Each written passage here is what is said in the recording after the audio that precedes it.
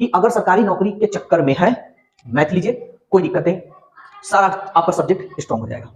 GK तो आपके ऊपर है, जनरल नॉलेज अपना। हेलो मेरे प्यारे दोस्तों, कैसे आप लोग? ठीक है ना? तो आज हम लोग जो टॉपिक देखने वाले हैं, बहुत मजेदार टॉपिक है। इतना मजेदार टॉपिक है कि आप सोच भी नहीं सकते कितना मजेदार है। आज तक आपको YouTube पर या कोई टीचर आपको ये नहीं बताए होंगे कि 10th आपने किया, कौन सा सब्जेक्ट लेनी चाहिए, कौन सा सब्जेक्ट नहीं लेनी चाहिए। वैसे हर सब्जेक्ट आपके लिए परफेक्ट है, लेकिन सही मायने में आप मानकर चलिए फ्यूचर में क्या करना चाहते हैं। प्लान चेंज होते रहता है। जैसे कैसे प्लान चेंज होता है ये भी हम आपको बता रहे हैं। जैसे मान लीजिए कोई आपका दोस्त है, वो करना चाहता है इंजीनियरिंग, और आप सपोज दैट मेडिकल लाइन में, वो आपका जिगरी दोस्त है। तो कहिए भाई हम भी इंजीनियरिंग कर लेते हैं। आपको बताएगा हमारा पेमेंट 1 लाख है, 1.5 लाख है, 2 लाख है, जितना है, मंथली कहिए या जिस तरह कहिए। तो आपको लालच आएगा, तो आपका प्लान क्या होगा? चेंज होगा।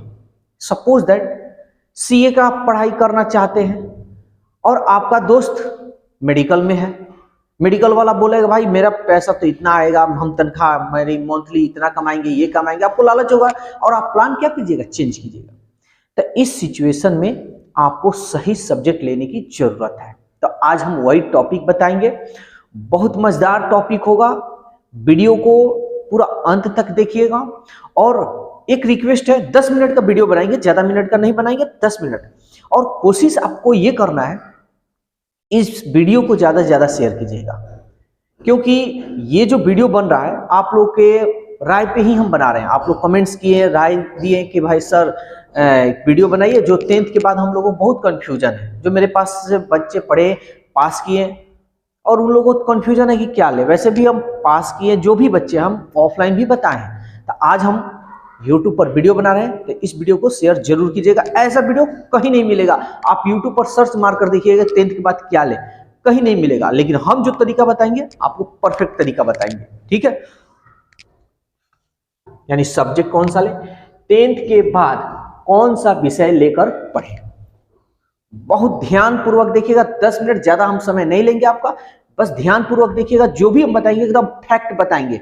आप किसी भी टीचर के पास, कोई भी जो सब्जेक्ट का टीचर है, अगर ऑनेस्ट टीचर है तब तो आपका रियली है कि वो सही बताएंगे आपको। लेकिन ऑनेस्टी, ऑनेस्टी का मतलब ये होगा कि होता है ना कि मेरे पास जो बच्चे आए वो मेरे पास ही पढ़े, चाहे हम कोई भी सब्जेक्ट पढ़ाएं, तो अपने तरफ ही वो कैप्चर करेंगे, कोशिश करेंगे कि हम ये बच्चे को ये बताएं कि मेरे पास ही पढ़े।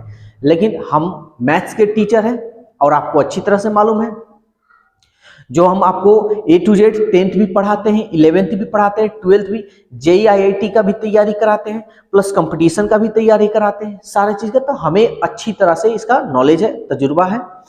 तो अपने हिसाब से हम जो बताएंगे आपको फैक्ट बताएंगे। कोई आपको ऐसा वैसा नहीं, ये यूट्यूब पे सारे बच्चे देखेंगे, चाहे वो कोई भी क्लास का हो, चाहे आर्ट्स, चाहे कॉमर्स, चाहे मैथ्स या साइंस, जो भी हो, सारे बच्चे देखेंगे। तो इसलिए वीडियो को ध्यान से देखिएगा। चलिए अब हम लोग टॉपिक स्टार्ट करते हैं। 10 मिनट से हम ज्यादा आपका समय नहीं लेंगे। तो समझिए, सबसे पहले आपको ये दिमाग में रखना है कि आपको करना क्या है। प्राइवेट काम करना है कि सरकारी काम करना है? आई मीन सरकारी नौकरी लेना है या प्राइवेट काम करना है? प्राइवेट के लिए अलग बात, सरकारी के लिए अलग बात। अगर सरकारी नौकरी लेना चाहते हैं, सरकारी नौकरी के लिए, देखिए भाई ये मेरी तजुर्बा, खुद की तजुर्बा है, और ये वीडियो आप देख लिए। चलिए ठीक है, हम गलत है, थोड़ा देरी के लिए हम मान लीजिए हम गलत है। आप मेरी जो बातें हैं उस बात को कोई भी टीचर हो आपके, उन टीचर के पास जाइए और मेरी बातों को रखिए और देखिए क्या सही है और क्या गलत है। ऐसे नहीं कि हम बोल दिए आप जाकर, नो, आप टीचर से सजेशन ले सकते हैं, यूट्यूब पे सर्च कर सकते हैं, जो भी हो। ध्यान से समझिएगा। देखिए ये मेरी खुद की तजुर्बा है। कभी भी गवर्नमेंट जॉब के लिए आप तैयारी करते हैं तो याद रखिएगा, सबसे पहले आपको यह मालूम होने चाहिए सरकारी नौकरी पाने के लिए आपको कौन कौन सा विषय पढ़ना होता है। मैथ्स, रीजनिंग, इंग्लिश और जीके कहिए और करंट अफेयर्स कहिए, सीए कह सकते हैं, करंट अफेयर्स, ठीक है ना। तो ये 1 2 3 4 सब्जेक्ट आपको पढ़ना होता है। 1 2 3 और ये 4 सब्जेक्ट पढ़ना होता है। तो आप अगर सरकारी नौकरी लेना चाहते हैं, टेंथ देखिए, टेंथ जो है एक सीढ़ी है, समझ लीजिए कि तल कहिए, और तल के बाद जो 11th है ना, वो स्टेप है, ये सीढ़ी है। अच्छा सीढ़ी पे अगर पैर रख लिए तो समझिए कि फटाक ना पहुंच गए अपने मंजिल पर। 4 सब्जेक्ट पढ़ना है। तो अगर आपको सरकारी नौकरी लेनी है, अगर आपको सरकारी नौकरी लेनी है तो 11th में कौन सा विषय लें, कौन सा विषय ना लें, बहुत गौर से देखिएगा, ध्यान पूर्वक देखिएगा, बहुत अच्छी तरह से समझ में आएगा। तो अब हमको ये समझना है कि 11th में होता क्या है। एक तो साइंस होता है भाई, आर्ट्स होता है, कॉमर्स होता है, ठीक है, इन्हें 3 सब्जेक्ट होते हैं, अदर कुछ नहीं होता है। तो समझिए, अगर साइंस और आर्ट्स और कॉमर्स, ये तीनों सब्जेक्ट में बेस्ट कौन सा होगा सरकारी नौकरी की तैयारी के लिए, यानी 11th में रहते ही आप अच्छी तैयारी कीजिएगा। तो अगर सरकारी नौकरी लेना चाहते हैं तो मेरे हिसाब से मैथ्स, या मैथ्स जो आएगा आपका साइंस में आएगा। मैथ्स लेना जरूरी है। क्यों लेना जरूरी है, सारा चीज बता रहे हैं। अगर सरकारी नौकरी लेना चाहते हैं, मैथ आप नहीं लेना चाहते हैं, तो आर्ट्स, ठीक है ना। आर्ट्स जैसे ज्योग्राफी हो गया, हिस्ट्री हो गया, इकोनॉमिक्स हो गया, ये सारा चीज। तो 2 सब्जेक्ट हैं, 2 सब्जेक्ट आप आसानी से आंख मूंद कर ले सकते हैं। अब पूछिए कि लेने से फायदा क्या है, बताते हैं। देखिए भाई, अगर आप मैथ से साइंस में जब लीजिएगा ना, तो इसमें फिजिक्स आ जाएगा, केमिस्ट्री आ जाएगा एंड इंग्लिश हो जाएगा। इसमें तो आपका हिंदी इसमें भी है, हिंदी इसमें भी रहेगा, ठीक है। इसमें जो रहेगा तो हिंदी आपका रह जाएगा एंड इंग्लिश हो जाएगा। और जो आर्ट्स से लीजिएगा, ज्योग्राफी उसके हिसाब से इसमें सब्जेक्ट रहेगा। अब हम आपको फायदा इसका बताते हैं। बहुत लोग कहते हैं कि आर्ट्स बेकार है ये। अरे यार, जो ना समझ है, जिनको इसके बारे में समझ नहीं है, वो क्या बोलेंगे, यही ना बोलेंगे। समझिए फायदा, अगर साइंस से मैथ लेते हैं तो आपका शुरू में 11th से ही आपका 2 सब्जेक्ट मजबूत हो जाएगा। कौन? तो पहला तो होगा मैथ्स और दूसरा होगा रीजनिंग। ये 2 सब्जेक्ट जबरदस्त, तंदुरुस्त मंदुरुस्त सारा चीज हो जाएगा। अब जानिए, जो बच्चा मैथ, अब ये नहीं कि ले लिए मैथ आप पढ़वे नहीं कर रहे, ऐसा नहीं है। जैसे देखिए, अगर आप मैथ लेते हैं तो जो बच्चा मैथ लेता है उसका मैथ और रीजनिंग बहुत स्ट्रांग हो जाएगा, बहुत मजबूत हो जाता है। तो मतलब 11th से ही वो समझिए कि उसकी तैयारी, उसको नहीं मालूम है कि हम कंपटीशन के लायक भी अब बन रहे हैं, उसके अंदर ऑटोमेटिक ऑब्जर्व होते जाएगा कि वो कंपटीशन के लेवल का तैयार होते जाएगा। तो मैथ और रीजनिंग 2 सब्जेक्ट तो स्ट्रांग हो जाएगा। अब बच्चा इंग्लिश बढ़िया से पढ़ रहा है, इधर भैया, ये अगर इंग्लिश जबरदस्त तरीका से अच्छे टीचर के पास पढ़ रहा है तो उसका अब तो इंग्लिश भी हो गया रेडी, काम खत्म। अब ये सब्जेक्ट है जीके और सीए, यानी करने के बाद करंट अफेयर्स और जनरल नॉलेज। अब उसको याददाश्त के ऊपर है, उसके पावर के ऊपर है, कितना वो याद करना चाहता है, कितना याद करने की उसकी क्षमता है, उसके ऊपर है। तो 3 सब्जेक्ट स्ट्रांग, जैसे कंपटीशन में आप कदम रखिएगा ना, समझिए कि अब मतलब मंजिल के एकदम करीब रहिएगा। अब निकल जाएगा ये। तो इसको मैथ, मेरा सजेशन है कि अगर सरकारी नौकरी के चक्कर में है, मैथ लीजिए, कोई दिक्कत नहीं, सारा आपका सब्जेक्ट स्ट्रांग हो जाएगा। जीके तो आपके ऊपर है, जनरल नॉलेज अपना पढ़ते रहिए। अब आर्ट्स में आते हैं। अगर आर्ट्स लेते हैं तो क्या फायदा होगा ये जानिए। अगर आर्ट्स लेते हैं तो आपका जीके बड़ी स्ट्रांग हो जाएगा भाई। जी, करेंट अफेयर्स मतलब, करेंट अफेयर्स का मतलब अभी अभी वर्तमान में क्या हो रहा है, तो ये जीके और सीए आपका दोनों मजबूत होगा। हाँ, पढ़ना होगा, अब नहीं पढ़िएगा तो कोई इसका इलाज नहीं है। अगर इंग्लिश भी बढ़िया ढंग से पढ़ रहे हैं तो इंग्लिश भी आपका मजबूत हो जाएगा। यानी यहां पे अगर आप लेते हैं तो दो सब्जेक्ट जबरदस्त। देखिए, ऐसा नहीं कि रीजनिंग मजबूत नहीं होगा, मैथ मजबूत है, ये मेरे कहने का अर्थ नहीं है। मेरे कहने का मतलब ये आर्ट्स आप पढ़िएगा तो पूरा जीके पढ़िएगा, उसमें पूरा पास्ट का पढ़िएगा, एंड फ्यूचर का भी, फ्यूचर का प्रेजेंट का भी आप देखते रहिएगा। इंग्लिश वैसे आप तो पढ़ ही रहे हैं, दोनों में इंग्लिश कॉमन है तो दोनों मजबूत होगा। लेकिन ये जीके जो है ना, ये बहुत मजबूत हो जाएगा आपका आर्ट्स लेंगे तो। आर्ट्स लीजिएगा तो अगर मान लीजिए कि आपका मन है आईएएस यूएस का तैयारी करने के लिए, यूपीएससी लेवल का जाने के लिए, तो आप आर्ट्स लेकर आसानी से पढ़ सकते, कोई दिक्कत नहीं हो, जबरदस्त तरीका से आपका रिजल्ट भी हो सकता है। ठीक है, तो इन दोनों सब्जेक्ट में आप कोई भी ले सकते हैं, नौकरी, सरकारी नौकरी। हाँ, अब एक छोटी सी प्रॉब्लम होगी। अगर आप आर्ट्स लेते हैं, यूपीएससी की तैयारी करना चाहते हैं, कोई दिक्कत नहीं है, आसानी से निकलेगा।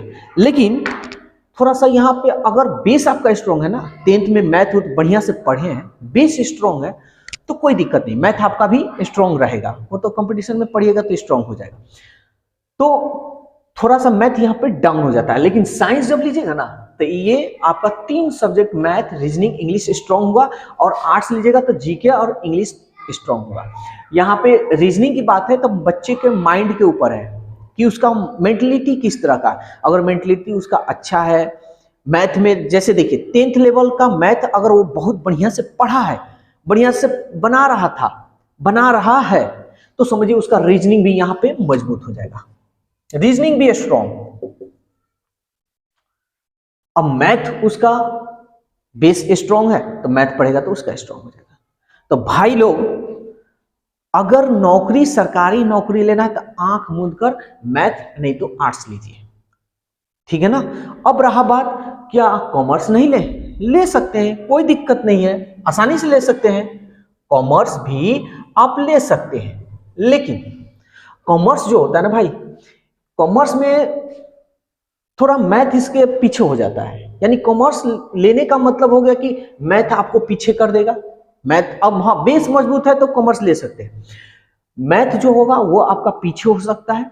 और थोड़ा जीके उके जो है, लेकिन इसमें भी इकोनॉमिक्स आता है, तो इसमें हल्का फुल्का जीके आपका स्ट्रॉन्ग, हल्का फुल्का, पूरा स्ट्रॉन्ग नहीं होगा, हल्का फुल्का। लेकिन आर्ट्स लेते हैं तो इसमें पूरा का पूरा 100% आपका मजबूत होगा। मैथ लेते हैं तो इसमें भी 100% आपका ये तीनों सब्जेक्ट मजबूत होगा। ठीक है, अब ये अगर सरकारी नौकरी लेना है तो मैथ लीजिए, नहीं तो आर्ट्स लीजिए, मेरा सजेशन है। अगर कॉमर्स लेना है तो आप ले सकते हैं। लेकिन हाँ, अगर कोई टीचर ये कहे कि कॉमर्स लीजिएगा तो आपका बैंक में नौकरी होगा, ये गलत बात है।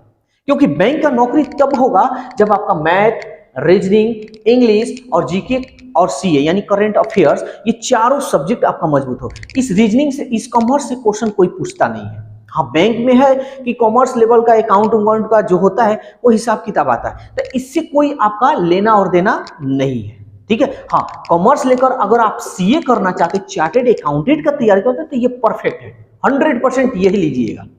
अगर सरकारी नौकरी के चक्कर में है, सरकारी नौकरी ही चाहिए, तो मैथ्स या तो आर्ट्स ले सकते हैं। अब मानकर चलिए कि ये तो सब्जेक्ट हो गया, बस मेरा सजेशन यही रहेगा, या तो साइंस लेना है तो मैथ लीजिएगा, और मैथ नहीं लेना चाहते तो आर्ट्स लीजिएगा। हम मैथ के टीचर हैं और मेरे को अच्छा तरीका से एक्सपीरियंस है कि कौन सा सब्जेक्ट किसके लिए परफेक्ट होता है, किस चीज के लिए नहीं होता है।